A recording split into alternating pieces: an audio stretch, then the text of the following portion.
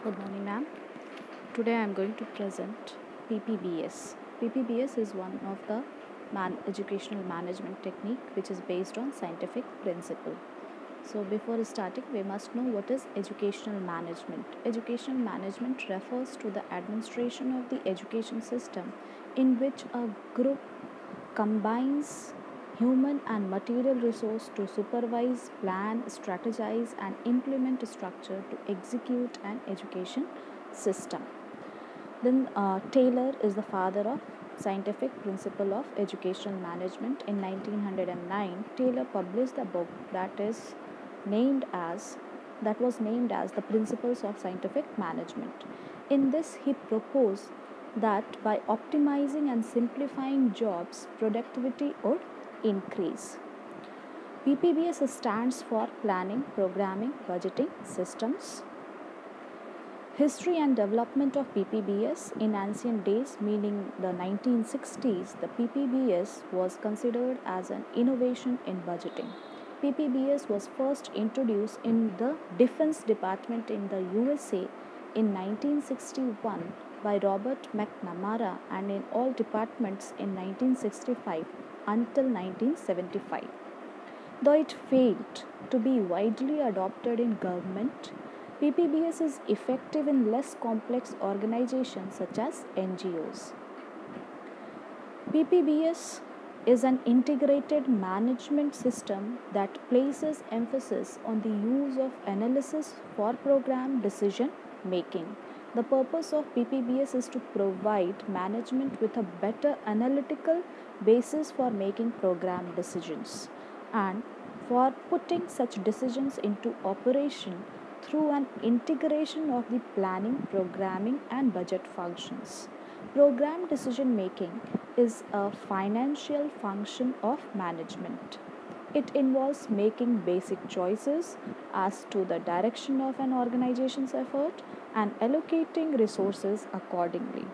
This function consists first of defining the objective of the program or the organization, then deciding the measures that will be taken in pursuit to achieve these goals, and finally putting the selected course of action into effect.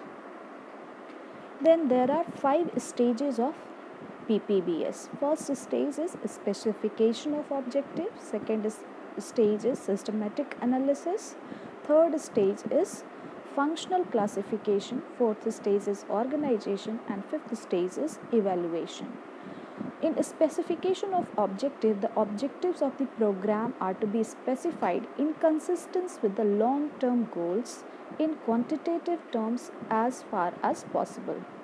At the second stage, that is systemic analysis stage, the possible alternative projects to achieve the program objectives are analyzed in a systematic way with the use of cost benefit and cost effectiveness analysis. At the third stage, functional classification, the budget is classified on a functional basis like functions, programs, projects, and activities.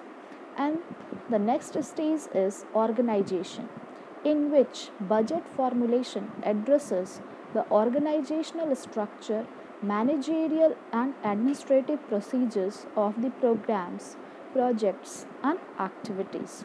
And the last stage of PPBS is evaluation. At this stage, the mechanism for evaluation of performance on the basis of financial and physical performances to monitor and take corrective actions if it is required. Then what are the advantages of PPBS?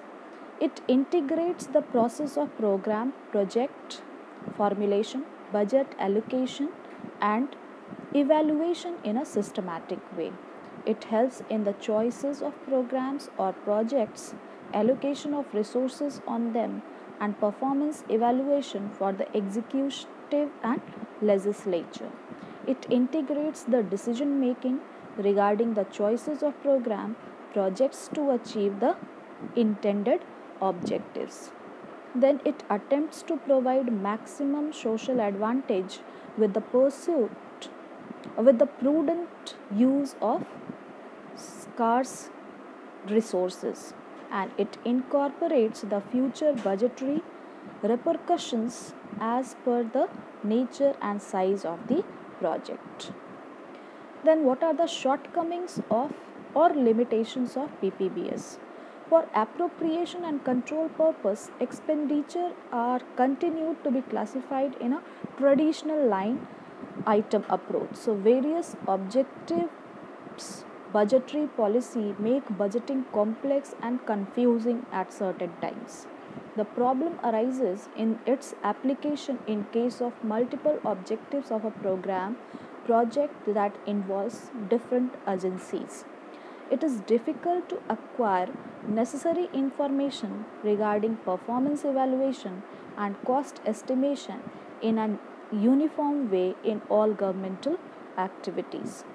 It pays emphasis on physical and financial performance, not on qualitative performance, and it intends to centralize the budgetary decision makings. Now, what are the conclusion? We are leading towards the conclusion of PPBS. So PPBS provides an opportunity for identifying the program alternatives. It offers the biggest payoff in achieving communal objectives. It requires low cost, and it's singled out for priority attention by planning groups. These are the references. Thank you, ma'am. Thank you, everyone.